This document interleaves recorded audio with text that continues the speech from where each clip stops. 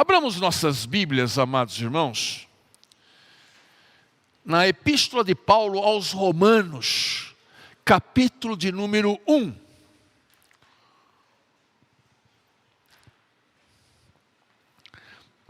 Nós vamos ler dos versos 14 a 16. Romanos, capítulo 1, dos versos 14 a 16. Que diz assim: pois sou devedor, tanto a gregos como a bárbaros, tanto a sábios como a ignorantes. Por isso, quanto está em mim, estou pronto a anunciar o evangelho também a vós outros em Roma. Pois não me envergonho do evangelho, porque é poder de Deus para a salvação de todo aquele que crê, primeiro do judeu e também do grego. Amém? Repita comigo: não me envergonho do evangelho, porque é o poder de Deus para a salvação. Esse é o tema da nossa mensagem hoje. Irmãos e irmãs, naqueles tempos antigos, tempos em que Jesus nasceu, viveu, realizou o seu ministério, Roma era o centro do mundo. Roma era o centro do poder. Lá em Roma havia pessoas poderosas, pessoas importantes. Havia senadores, generais, grandes generais, poetas, escritores. E naquele primeiro século, amados do mundo, Roma era a cidade mais populosa, com cerca de 1 milhão de habitantes. Era uma baita de uma metrópole. Apenas a título de comparação, estima-se que Jerusalém tinha 100 mil habitantes. E Roma, 1 milhão. E aqui nós vemos que Paulo desejou pregar lá. E ele diz que está pronto para anunciar o evangelho àqueles irmãos que estavam em Roma. Ali era um lugar de cultura, de poder político, de poder militar, mas era também uma cidade pervertida em seus costumes. As contaminações e o pecado fluíam por suas ruas. Eu tive o privilégio com a Rose de conhecermos Roma, ali na área do Coliseu. E o Coliseu, embora só temos ruínas hoje, você entra lá e vê como era gigante o Coliseu romano.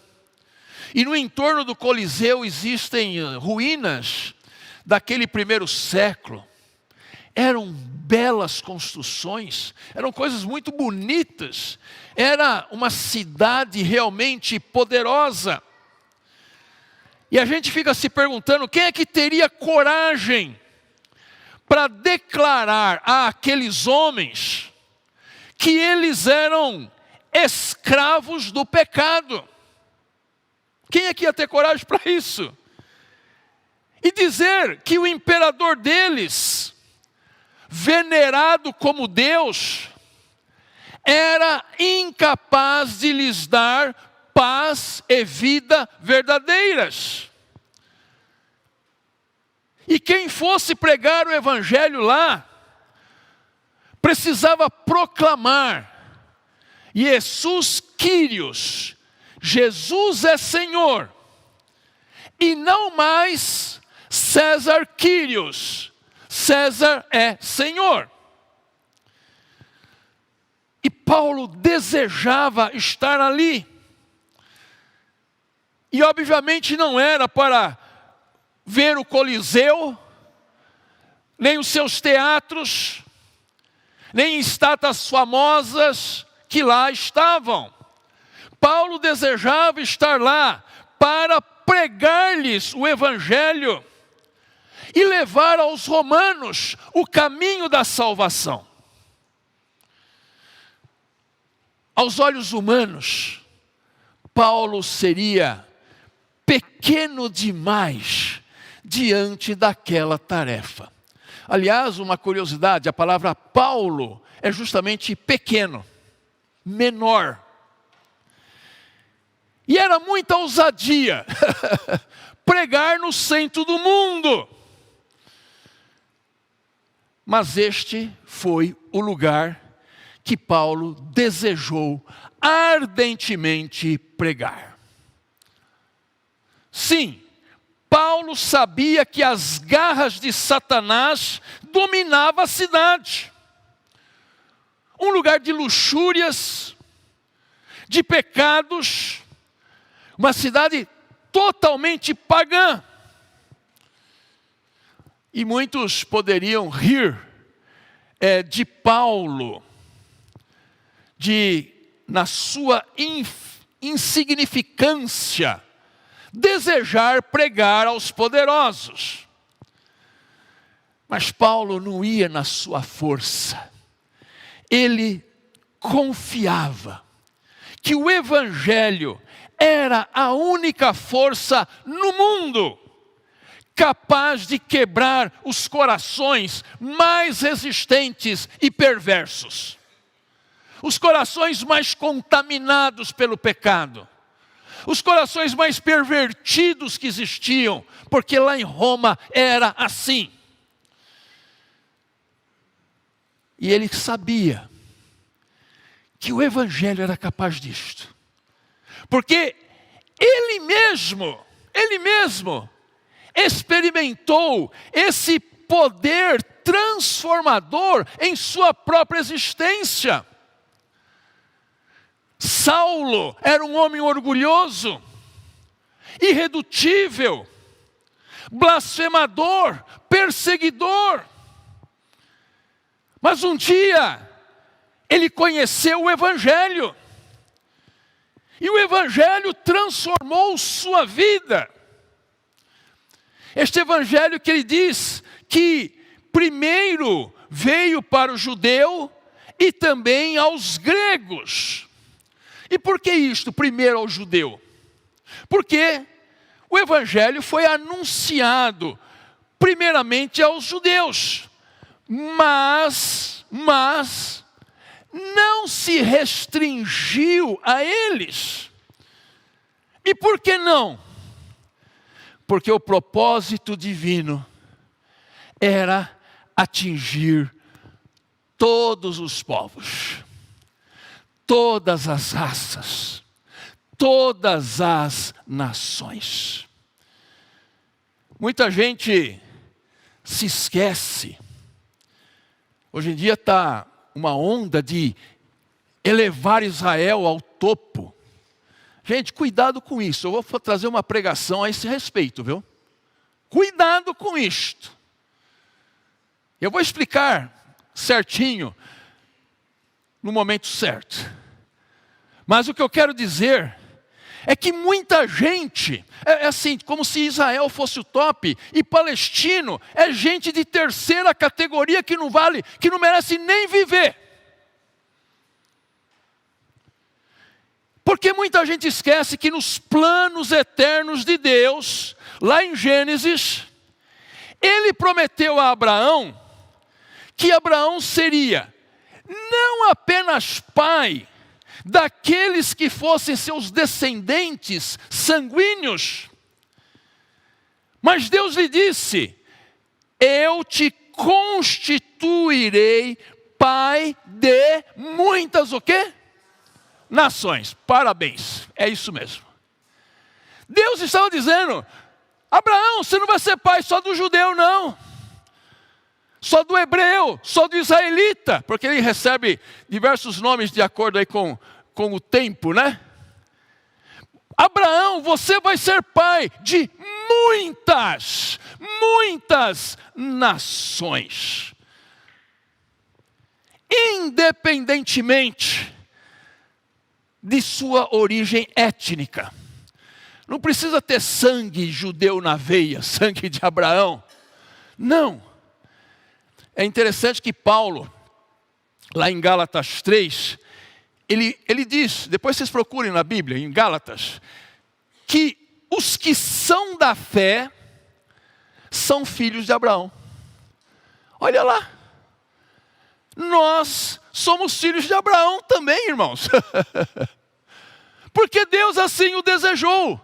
Porque Deus disse que constituiria Abraão como pai de muitas nações. E a partir de Cristo, a mensagem da salvação se estendeu também aos gentios. O que é gentio? Gentio era todo aquele que não era judeu. Se não era judeu, era gentio. E Deus, através de Jesus, através do Evangelho, estendeu a mensagem da salvação, através da pregação do Evangelho. E chegou aqui, em Itaberaba, do outro lado do mundo, no fim do mundo. E recebemos também. Amém, glória a Deus. E é isso, irmãos, que a igreja de Cristo precisa proclamar diariamente. O quê? Que o Evangelho é o poder de Deus para salvar todo aquele que vier a crer. E amados, esta é a razão da nossa existência como igreja neste lugar. Eu louvo a Deus pela vida e a visão dos irmãos de décadas passadas, de gerações passadas, lá nos anos 40, 50, que sonharam, desejaram implantar uma igreja neste lugar, a fim de que esta igreja proclamasse a salvação através da pregação do Evangelho. Aqui não tem pregação coach, não, é pregação do Evangelho. Aqui nós não estamos interessados em dizer que você é o filhinho querido, que você é uma belezinha. Não. Nós estamos aqui para proclamar, se ajeita homem, se ajeita mulher, se arrependa. Vamos pregar o Evangelho, vamos viver de uma forma agradável a Deus. Os romanos, eles poderiam até desdenhar da pregação de Paulo e dizer que nós não precisamos disto não, porque eles eram orgulhosos dos seus poetas, dos seus escritores, de suas artes, de sua política, do seu domínio do mundo. Realmente eram poderosos mesmo. E eles certamente diziam, nós não precisamos de Deus, e ainda mais Deus vindo dos judeus. Nós já temos o nosso próprio Deus, Ave César. Eles certamente recusariam, e como recusaram, a pregação do Evangelho. Muitos recusaram. E amados, é exatamente o que acontece nos dias de hoje. Eu faço um paralelo de Roma com os dias de hoje. Homens e mulheres bem posicionados na vida, com boa educação, que estudam nas melhores universidades do mundo, que moram em cidades que lhes dá tudo o que precisam. Sim, essas pessoas, esses homens e mulheres, jovens ou não, podem também desdenhar e dizer que não precisam do Evangelho. Mas eu vou dizer aqui uma coisa. Isso é só fachada. É só fachada.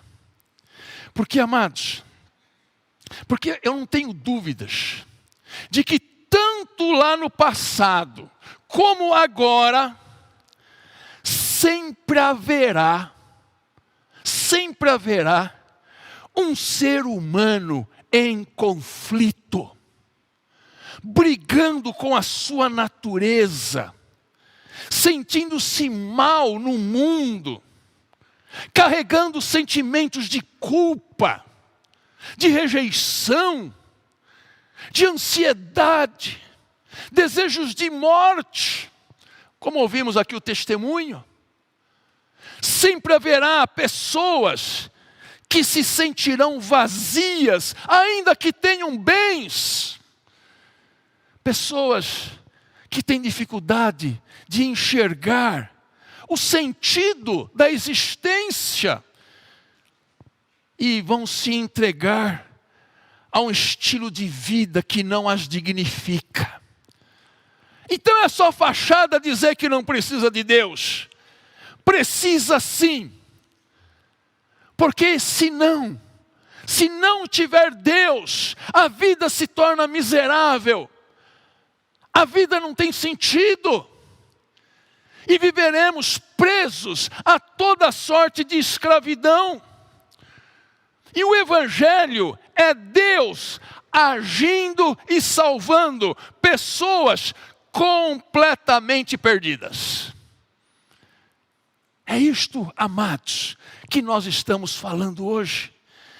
E ao crerem no Evangelho, que é o poder de Deus para a salvação, haverão de deixar suas vidas de erros, passando a ser nova criatura, onde as coisas antigas passaram e se fizeram novas. E muitos destes famosos, poderosos, ao se converterem, serão conhecidos depois como o ex-alguma coisa. Olha, aquele ali é um ex-viciado. Ali é uma ex-prostituta. Aquele lá que estava em coisas ocultas é um ex-bruxo. Volta e meia a gente se depara, né, com pessoas assim. E amém, cremos que Deus, o Evangelho transformador, mudou a vida dessas pessoas. E não é mais bruxo, agora é do Senhor. Mas é errôneo imaginar que somente pessoas assim, que andam errado em tudo, é que precisam do Evangelho que salva. Não, irmãos. Deus também salva gente comportada, gente quadrada, gente careta, gente que tem uma vida comum e que, luta aí para fazer o salário durar 30 dias. São pessoas que também precisam de salvação. Amém, irmãos? Lembrem-se, e aqui é importante falar disto, que não é apenas o filho pródigo, como muita gente pensa, que precisava de salvação. Porque hoje em dia, todo mundo olha para aquele jovem e acha que a parábola era para mostrar que apenas ele, filho pródigo, era o problema. E se esquecem, aliás, e nem lê todinha a parábola, né? E se esquecem que o seu irmão em casa, que trabalhava arduamente, que cumpria os seus deveres, que nunca desobedeceu às ordens do pai, mas tinha um coração duro, um olhar acusador, não amava nem o seu pai e não amava nem o seu irmão. Esse também precisava ser salvo. É que as pessoas só falam do filho pródigo e esquecem do seu irmão mais velho. Entendam, o filho pródigo era um perdido lá fora no mundo. E o seu irmão mais velho era um perdido dentro da casa do pai. Amém, amados? Estão entendendo o que eu estou dizendo? E você pode estender o sentido de casa do pai para a igreja. Há muita gente perdida dentro da igreja de Cristo, que precisam se entregar, que precisam abrir o coração para o Evangelho. E é interessante, irmãos, que o final da parábola do filho pródigo está em aberto. Vejam, ele volta para casa depois do trabalho, escuta lá a música e as festas, pergunta para o empregado: o que está acontecendo? É festa para o seu irmão lá, seu pai matou um boi lá para ele. E aí então, ele falou: eu não vou entrar na casa não. Ele se recusava a entrar na casa, abraçar o irmão, e o pai saiu para reconciliá-lo. E a parábola termina, irmãos, sem dizer se o filho mais velho entrou na casa e participou da festa daquele irmão que estava perdido, mas foi achado, ou se não entrou. O que vocês acham? Não sabemos. E por que esse final está em aberto, irmãos?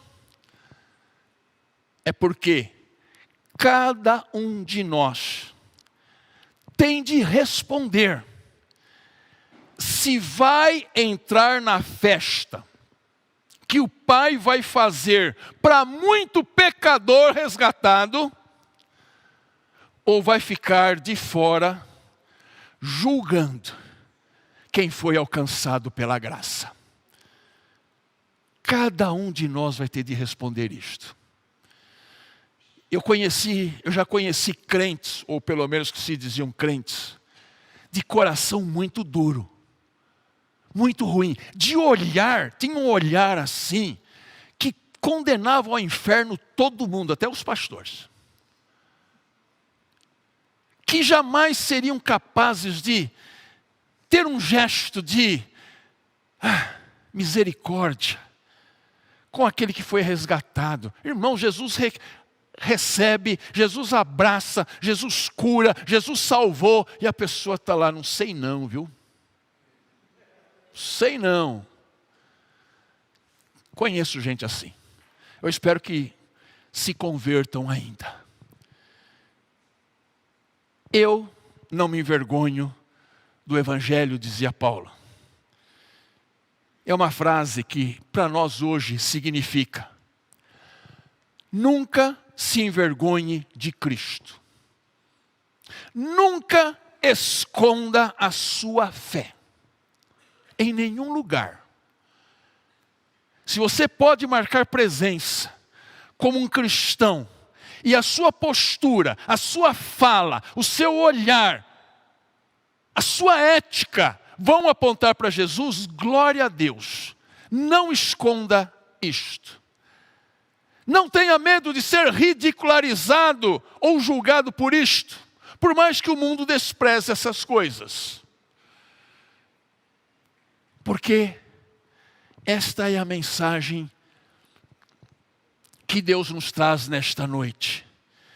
Que o Evangelho é o poder de Deus que salva e transforma. E para finalizar, irmãos, eu preciso dizer, graças ao Senhor e à sua misericórdia, eu não me envergonho do Evangelho. Mas morro de vergonha de inúmeros setores evangélicos que estão fazendo de Cristo e a sua igreja motivos de escárnio. Morro de vergonha de pessoas que se valem do Evangelho para enriquecer, para ostentar, ou para alcançar objetivos inconfessáveis. Morro de vergonha dos que promovem espetáculos e chamam aquilo de culto a Deus. Destas coisas, você também deve se envergonhar, porque isto não é o Evangelho de Cristo. E você é chamado a viver de uma tal forma, sem se envergonhar do verdadeiro Evangelho de Cristo Jesus, que perdoa, que transforma, que salva, que muda a vida das pessoas. Que coisa maravilhosa é ver que a pregação simples do Evangelho, esta pregação, ela alcança corações. Ela muda histórias. Ela muda aqueles desejos, muitas vezes, de destruir a própria vida. Essa pregação do Evangelho muda aquela situação de viver cheio de vícios escravizadores. Deus muda, o Evangelho muda. E nós cremos nisto. Amém, igreja? Então, que o Evangelho de Cristo faça parte da nossa vida, faça parte da nossa pregação diária, né? Faça parte da existência desta igreja neste lugar. Que Deus nos abençoe neste propósito. Amém, igreja? Amém.